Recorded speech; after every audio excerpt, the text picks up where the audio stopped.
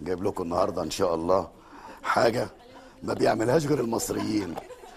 الحاجه دي ما بيعملهاش، هي دي اللي مصر فالحه فيها، قرص الطعميه. هي دي اللي احنا بنعملها. مصر ما بقيناش نعرف نعمل غير الطعميه. مصر ما اخترعتش في السنوات ال7000 اللي فاتوا غير قرص الطعميه. الله، ما هو ده اللي قاله الصحفي القطري. الصحفي القطري يا عيني عسل، اللي هو بيرد على الحملات الإعلامية المتجاوزة على قطر. هو يا عيني قال قرص الطعمية من هنا وانفتحت عليه طاسة جهنم من هنا. والله العظيم طلع عليه كل الزيت المغلي اللي بيغلي في الطعمية كده. هو قال لك يعني المصريين يقعدوا يتريقوا على قطر، وانا ما غيرش على بلدي؟ ما غيرش على بلدي انا؟ ما يغيرش على بلدي؟ لا طبعا، قطع لسانه اللي يقول كده يا عم الحاج. من حقك طبعا تغير على بلدك، زي ما من اي حد يعني في الدنيا حقه يغير على بلده. احنا ما بنزعلش يعني، من الاخر كده احنا كمصريين اي حد بيهزر معانا ما بنزعلش، بس انتوا استحملونا بقى والله، عشان احنا ما بنشيلش حاجه في نفسيتنا. احنا اللي جوانا بيطلع على طول، اللي جوانا بيطلع على طول. احنا مش عايزينكم انتوا اللي تزعلوا ولا تشيلوا في نفسيتكم خالص. الراجل الصحفي ده يعني ما كتبش مقاله للامانه يعني عشان يقول فيها الكلام ده. ده هو يا دوبك عمل تويترايه كده، تويته، تغريده، سوسه. هو بس قال مصر ما عملتش غير قرص الطعميه. ويا لهوي على العيال بتوع الفيسبوك دول، يا لهوي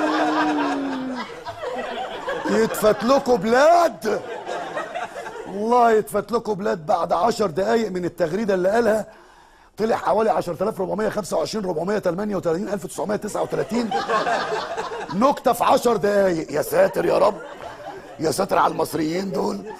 مسك هو بس قال قرص الطعميه، ومصر ما تنفعش غير تعمل قرص الطعميه، وكله بقى قال والله وقطر. وقعدوا بقى فتحوا اللي يقول لك ده لو القطريين لعبوا استغمايه هيستخبوا في السعوديه.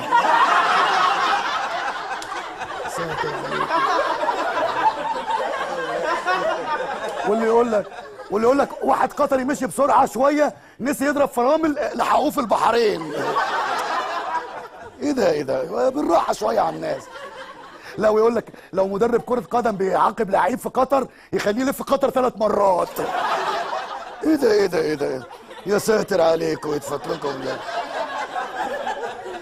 ولا اللي قال لك النور لو قطع في قطر ممكن يشغلوها بحجرين طرش.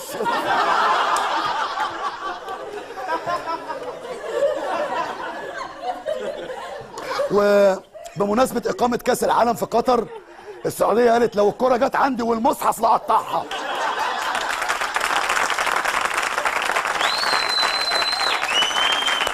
يا ساتر عليكم.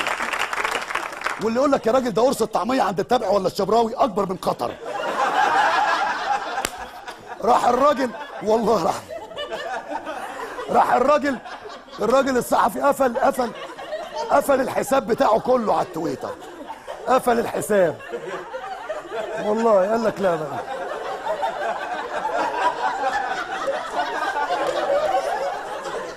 قفل الحساب وفتح محل طعميه. احنا ما بنزعلش، احنا مش عايزينكم انتوا اللي تزعلوا.